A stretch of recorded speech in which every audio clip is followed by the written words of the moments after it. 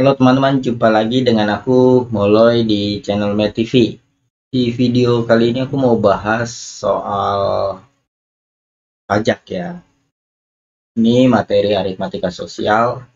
Pada video sebelumnya aku sudah membahas tentang diskon.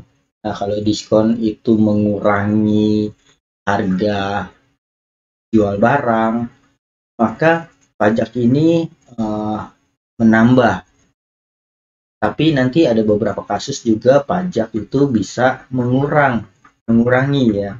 Nah, tapi bukan barang ya, bukan harga barang yang dikurangi. Nanti kita lihat di beberapa contoh soal ya. Jadi pastikan kamu ikuti sampai selesai supaya kamu bisa memahami tentang pajak ini dengan baik. Pada dasarnya rumus pajak ini aku simbolin P ya. P sama dengan ini persen pajaknya dikali sama M. Apa itu P? Apa itu P persen? Apa itu M? Jadi P ini aku singkat P, ini artinya besarnya pajak ya. Besarnya pajak. Ini berarti dalam rupiah ya. P persen ini aku tulis begini, ini persennya. Persen pajak. Terus M ini harga barang ya, harga jual barang atau harga jual. Harga jual barang. Nah, terus kemudian maka kalau pajaknya rumusnya seperti ini, nah untuk harga M ini kalau aku tulis MP berarti harga setelah kena pajak. Harga setelah kena pajak yaitu harga mula-mula ditambah sama pajak itu sendiri ya, seperti ini. Nah, ini bisa dirumuskan seperti ini. Jadi ada dua rumus ya. Untuk mencari besarnya pajak, persen pajak dikali harga jual barangnya. Terus harga jual barang setelah kena pajak berarti harga jual mula-mula ditambah dengan pajaknya. Jadi harga jualnya lebih mahal karena dikenakan pajak gitu. Untuk lebih jelas kita lihat contohnya ya. Oke, untuk soal yang pertama, Pak Ali membeli sebuah kulkas seharga 3.500.000. Nah, 3.500.000 ini aku tulis harga jual barangnya ya. Jadi jangan beli, walaupun dia beli, tapi ini harga yang tertera dari si penjual. Tulis harga jualnya 3.500.000. Atau tadi aku simbolin harga jual itu aku simbolin M ya, harga mula-mula waktu dia dijual sebelum kena pajak. Nah, Pak Ali dikenakan pajak pertambahan nilai. Pajak pertambahan nilai ini biasa disingkat dengan PPN ya, PPN. Sebesar 10%. Berapa uang yang harus dibayarkan Pak Ali? Karena Pak Ali kena pajak, maka kita bisa mencari besarnya pajak. Jadi besarnya pajak, persen dari pajaknya dikali sama harga jualnya atau harga mula-mula. Maka persen pajak kan 10%.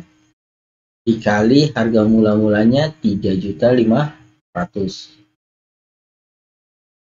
10% ini 10/100 kali 3.500.000. Kemudian nolnya bisa kita coret ya, 100 bisa dihilangin, nolnya 2 di sini. Berarti kita tinggal 35 kali 1 kan 35. Kita lihat sisa nolnya ada 1, 2, 3, 4. 1, 2, 3, 4. Di 350.000 rupiah. Nah, ini besarnya pajak. Berarti yang harus dibayar Pak Ali ya, ini yang harus dibayar Pak Ali setelah kena pajak yaitu harga mula-mulanya, harga jual mula-mula ditambah pajak. 3.500.000 ditambah pajaknya 350.000. Berarti kita tinggal hitung ya. 3.500.000 ditambah 350.000 ini menjadi 3.850.000. Tuh. Oke, untuk lebih jelas kita akan lihat contoh kedua. Pak Daniel seorang karyawan perusahaan. Dia membeli sebuah mobil bekas seharga 90 juta. Nah, ini kita sebut M ya, harga jual mula-mulanya 90 juta. Dan dikenakan pajak sebesar 5%. Ini persen pajaknya. Persen pajak. Atau tadi kita simbolin P-nya di depan ya, persen pajak. Ini 5%. Kemudian berapa rupiah uang yang harus dikeluarkan Pak Daniel untuk memberi mobilnya? Nah, berarti kita pertama cari besarnya pajak dulu. Yang pajak itu persen pajak dikali sama harga mula-mulanya. Harga waktu mau dijual. 5% ini berarti 5/100 ya. Kali 9 juta, 90 juta. Nolnya dicoret 2. Berarti kita tinggal itu 9 kali 5, 45. Ini sisa 1, 2, 3, 4, 5. 1, 2, 3, 4, 5. Jadi 4.500.000 besarnya pajak. Berarti uang yang harus dikeluarkan Pak Daniel itu harga setelah kena pajak, yaitu harga mula-mula ditambah pajaknya 90 juta tambah 4.500.000. Ini jadi 94.500.000.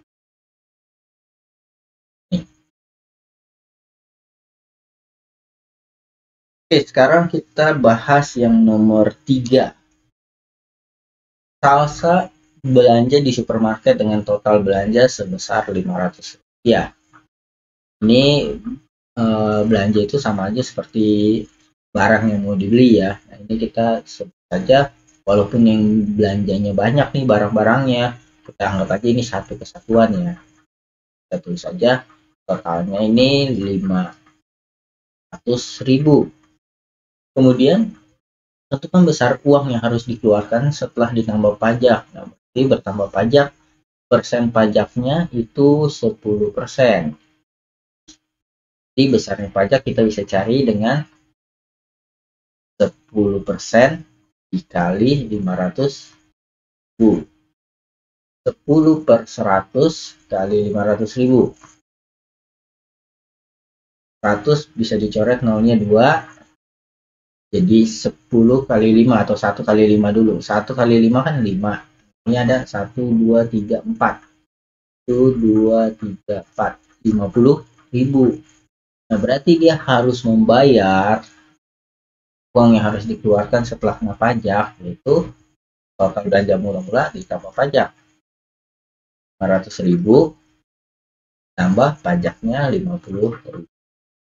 Jadi dia harus membayar uang 550.000 ini. Nah, kalau kita lihat ini kan selalu akhirnya itu mula-mula ditambah pajak ya. Nah, untuk kasus tertentu ada yang akhirnya itu bukan ditambah tapi dikurang pajak. Nah, nanti kita lihat ya. Contohnya seperti nomor 4 ini. Pak Ari memperoleh penghasilan setiap bulan itu sebesar 4 juta. Nah, ini kita anggap mula-mulanya dia terima 4 juta nih. Penghasilan tidak kena pajak itu sebesar segini. Jadi di dalam 4 juta ini ada yang kena pajak, ada yang tidak. Yang tidak kena pajak sebesar segini. Berarti yang kena pajak, nah kita harus kurangin dulu ya. Ini yang kena pajak kan 2.400.000. Ini kena pajak. Sorry, ini yang tidak kena pajak ya. Tidak kena pajak.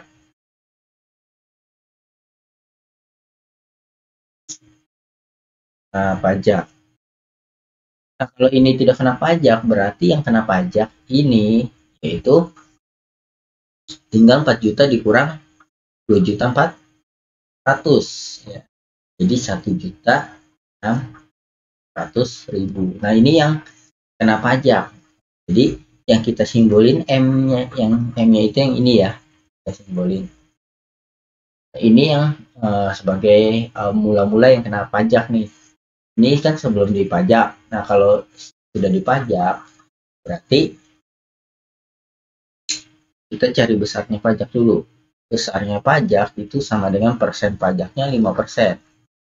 5% dikali yang kena pajak. Ini kena pajak. Karena di soal dijelaskan yang kena pajak segini. Ini kena pajak 1.600.000. 5% itu 5/100 kali 1.600.000. Nolnya dicoret 2. Berarti kita tinggal hitung 16 kali 5. 16 kali 5, 80 ya. Tinggal tambah nolnya 1, 2, 3. 1, 2, 3. Jadi dia bayar pajak 80.000. Nah, karena dia bayar pajak 80.000, berarti penghasilan bersih yang diterima Pak Ali setiap bulannya. Penghasilan bersih.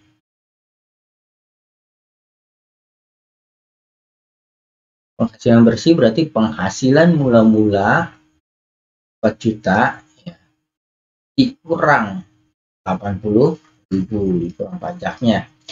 Jadi bukan 1.600.000 kurang 80 ya, walaupun ini kita simbolin M. Sebenarnya ini bukan M ya. M itu kita simbolin harga jual barang ya. Jadi ini kita tidak perlu pakai simbol nih. Ini kita logikakan saja ya. Jadi kalau ini yang kena pajak, berarti pajaknya segini. Nah, tapi penghasilan bersihnya tentu bukan dari 1.600.000 kurang 80. Kenapa? Karena penghasilan dia kan segini. Lalu dipotong pajak 80.000. Jadi kita tinggal kurang saja 4 juta dikurang 80.000. Tulis di sini 4 juta dikurang 80.000. Ini ya. 0, 0, 0, 0. Ini 2 ya. 10 dikurang 8 kan 2. Ini jadi 9. Ini jadi 3.992.000.